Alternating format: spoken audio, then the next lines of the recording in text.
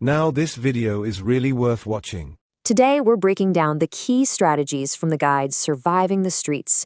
And this is about so much more than just tactics. Think of it as a roadmap for reclaiming your life, for building up that inner strength, and really for finding a way forward no matter how tough things get. You know, this quote from Zig Ziglar really just hits the nail on the head for what we're talking about. It's not about pretending you'll never fall, because life happens. It's all about the bounce back. It's about mastering that art of recovery, one single step at a time. So where do we even begin? Well, the guide is really clear on this. Before you can even think about solutions, you have to look the reality of the situation straight in the eye in all its complexity. And let's be really honest here. This struggle is incredibly personal. It's not just about not having money. It's a daily fight for your own dignity, a battle against that feeling of being invisible when it seems like the world is just looking right through you. And these challenges, they don't just exist side by side. They actually feed into each other, creating this really vicious cycle. Not having a stable place to live leads to worrying about your next meal, which takes a massive mental toll. And all of that just makes that feeling of being invisible even stronger. And on top of all that, you've got the immense weight of stigma. And this isn't just about hurt feelings, not at all. That judgment from society, all the stereotypes, it can build a wall so high that it feels almost impossible to ask for the very help that could break that cycle.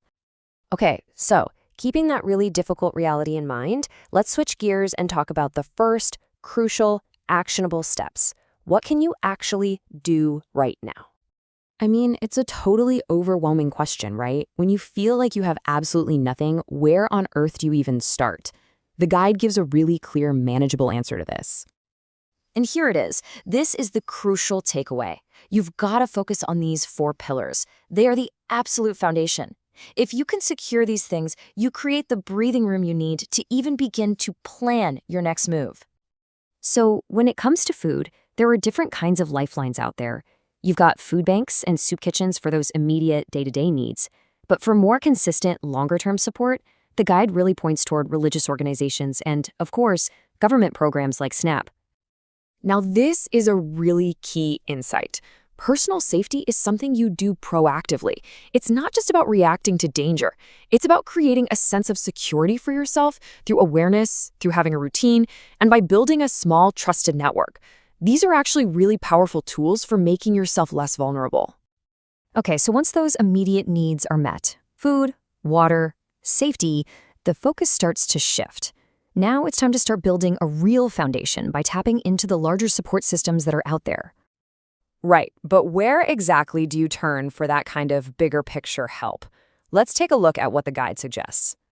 These right here are the key institutional lifelines. You've got community health clinics for both your physical and mental health, local shelters, of course, for immediate safety, and social service agencies, which are often the main gateway to getting that critical long-term help.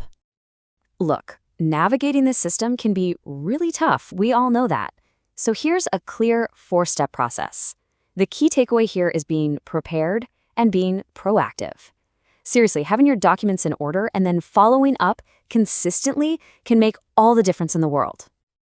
All right, now let's talk about the next phase, building toward long-term stability. This is where the journey really shifts from just surviving day to day to actually thriving.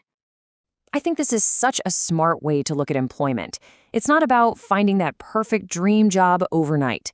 The guide frames things like temp jobs or gig work as a crucial stepping stone. It's a way to get some quick cash in your pocket and, just as importantly, build some momentum towards something more stable down the line. So finding work, it really takes a strategy. The first thing you gotta do is take stock. What skills do you have right now? Then use every single resource you can find, from official employment centers to your own personal network. And maybe most important of all, you've gotta stay flexible. Managing money is absolutely crucial, even when you have a very small income. And the guide has one simple, incredibly powerful rule: track every single expense. The second you know exactly where your money is going, you're taking the first real step toward taking back control.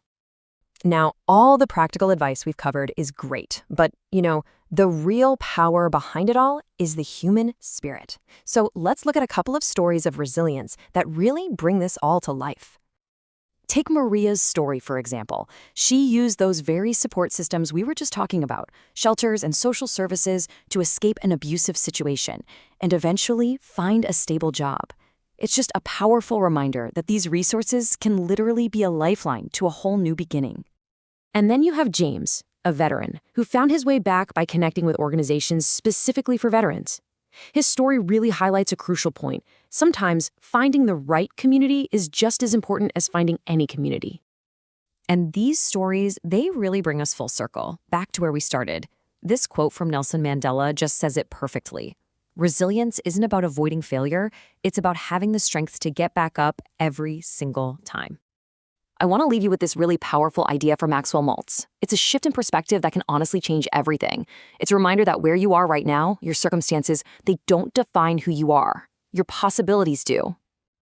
So the guide leaves us with this question, and I'm going to leave you with it too. This isn't about trying to fix everything all at once. It's about taking one small, concrete step today. So what possibility will you create?